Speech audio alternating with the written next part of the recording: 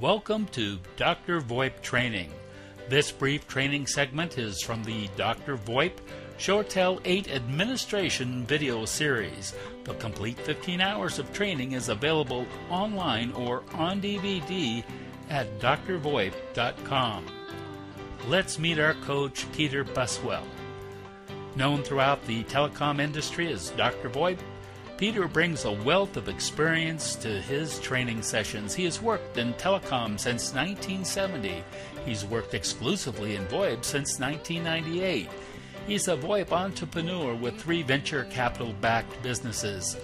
He has a Bachelor of Science degree in Information Technology Management, plus certifications from some of America's leading communications companies. Let's join one of Peter's training sessions now in progress. I think we're going to wrap it up in this film segment, but let's go back to Mr. Gandalf the Grey. Let's review the personal options section of our configuration. Look at these parameters and make sure that we understand them as they are an integral part to setting up any user. Mr. Gandalf the Grey, extension 803, has a call stack, a size 8. Now, what does that mean? Mr. de Grey apparently can get 8 simultaneous telephone calls before the system would consider him busy. Why you would want to do that, I'm not entirely sure. Sounds like you're some kind of air traffic controller for the desktop. Looks to me like 3 or 4 might be a good number, but the default out of the box for ShoreTel. And also this is set in your class of service and user groups is a call stack of 8, meaning that on his call manager he can in fact get 8 calls. In the ring type section, you have 4 different ring groups. Each ring group has 2 different rings, one for an internal extension to extension call and one for an outside caller to an internal extension. You can even now create your own ringtones. In fact, I think we'll do a video clip on how to configure your own ringtones. Automatic off-hook preferences. When I hit the answer button on my call manager, what should happen? Well, I like to just switch on my speaker, or I like to switch on my headset. The wireless headset does away with the need to have one of those little handset lifters. Hands-free mode will take the dial tone away. For those of you who sit around with a headset on all the time, you'll certainly want to be in the hands-free mode or you'll be listening to dial tone. So off-hook preference here is for speaker. Should I not be looking at my screen to see another call on my stack? Do I want to hear the call waiting tone? I'd go ahead and check that. It's just a little beep in your ear to remind you you've got an incoming call.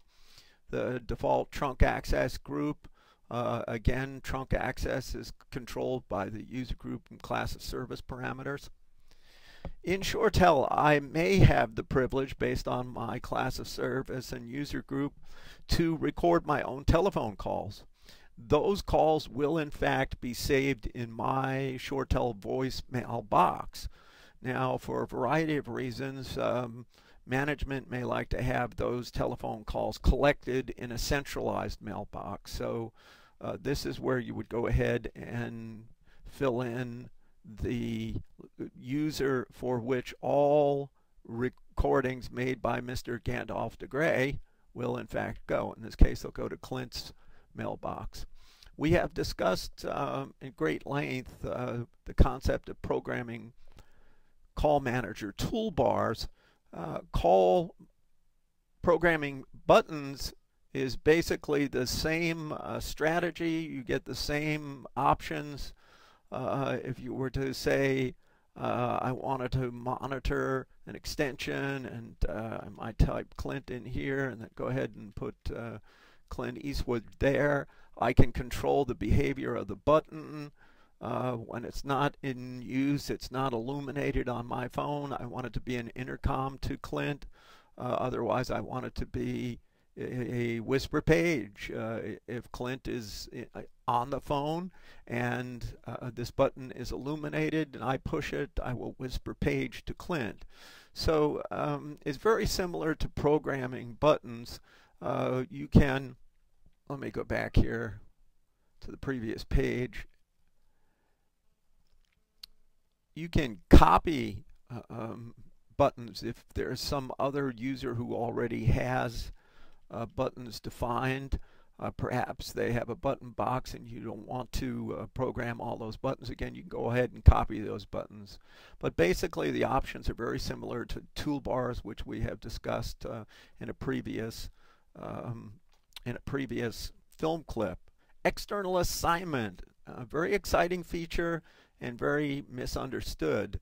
But if I go to external assignment, I can set up an external telephone number, any telephone number that can be dialed anywhere in the world. In other words, if I want to send it to an outside number, maybe I'm going to work from home today.